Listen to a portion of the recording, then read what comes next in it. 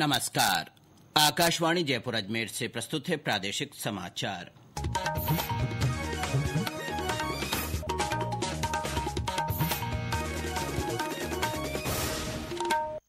समाचारों के साथ मैं अब्दुल हनीफ। प्रदेश में पेयजल दरों में बढ़ोतरी के बावजूद उपभोक्ताओं से वर्तमान दरों पर ही पानी के बिलों और अन्य सेवाओं की राशि वसूल की जाएगी। जलदाय मंत्री कन्हैया लाल ने बताया कि इससे सरकार पर प्रतिवर्ष लगभग 2100 करोड़ रुपए का अतिरिक्त भार पड़ेगा।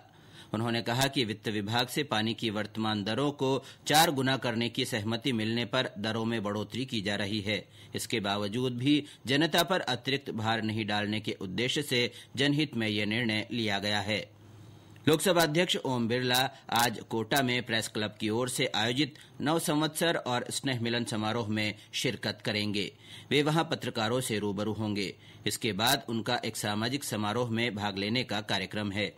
इससे पहले कल उन्होंने महाराव उम्मेद सिंह स्टेडियम में महात्मा ज्योतिबा फूले और बाबा साहेब डॉ भीमराव आम्बेडकर की जयंती के उपलक्ष्य में आयोजित कार्यक्रम में शिरकत की। इस अवसर पर उन्होंने कहा कि सामाजिक न्याय और समानता के लिए इन विभूतियों का संघर्ष आज भी लोकतंत्र की दिशा तय करता है।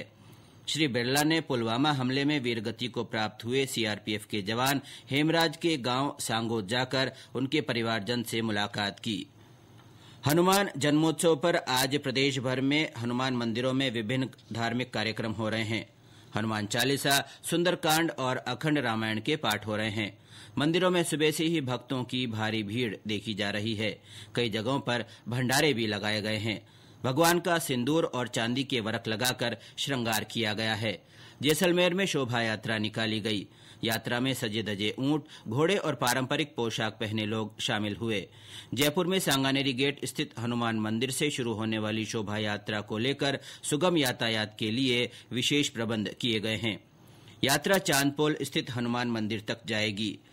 चूरू के सालासर बालाजी धाम पर चल रहा लक्खी मेला बड़ी संख्या में स्थानीय लोगों के अलावा आसपास के क्षेत्रों से श्रद्धालु पहुंच रहे हैं। प्रधानमंत्री नरेंद्र मोदी ने हनुमान जयंती पर देशवासियों को शुभकामनाएं दी हैं। उन्होंने सोशल मीडिया पोस्ट में कहा कि संकट मोचन भगवान हनुमान के आशीर्वाद से सभी लोग स्वस्थ, सुखी और समृद्ध रहें। मुख्यमंत्री भजनलाल शर्मा ने अपने शुभकामना संदेश में प्रार्थना की कि भगवान हनुमान की कृपा से प्रदेश में सुख, समृद्धि और खुशहाली का वास हो। आज संत पीपाजी जयंती भी मनाई जा रही है। संत पीपाजी भक्ति आंदोलन के प्रमुख संतों में एक हैं। इस अवसर पर प्रदेश में कई कार्यक्रम आयोजित किए जा रहे हैं। झालावाड़ में पीपाजी की तपोस्थली गागरोन दुर्ग स्थित पीपाजी धाम पर विशेष पूजा अर्चना और भजन कीर्तन के कार्यक्रम हो रहे हैं। बाड़मेर और पाली के पीपाजी मंदिरों में शोभा यात्रा निकाली जा रही है। प्रदेश में आज भी कुछ संभागों में आंधी और बारिश की गतिविधियां जारी रहने की संभावना है। मौसम विभाग के अनुसार जयपुर, भरतपुर, अजमेर और कोटा संभाग के कुछ भागों में दोपहर बाद आंधी चलने और बारिश होने के आसार हैं। वहीं जोधपुर और बीकानेर संभाग में कुछ जगहों पर हल्की बारिश हो सकती है।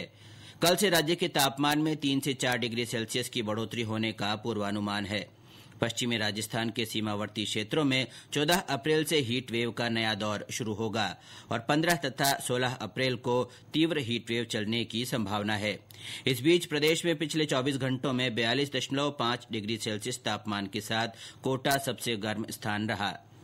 पद्म पुरस्कार 2026 के लिए इस साल 31 जुलाई तक नामांकन भरे जा सकते हैं। विजेताओं के नाम अगले साल गणतंत्र दिवस पर घोषित किए जाएंगे। नामांकन की प्रक्रिया 15 मार्च से प्रारंभ हो चुकी है। गृह मंत्रालय ने बताया कि पद्म पुरस्कारों के लिए नामांकन और अनुशंसा केवल राष्ट्रीय पुरस्कार पोर्टल पर ऑनलाइन ही स्वीकार की जाएगी।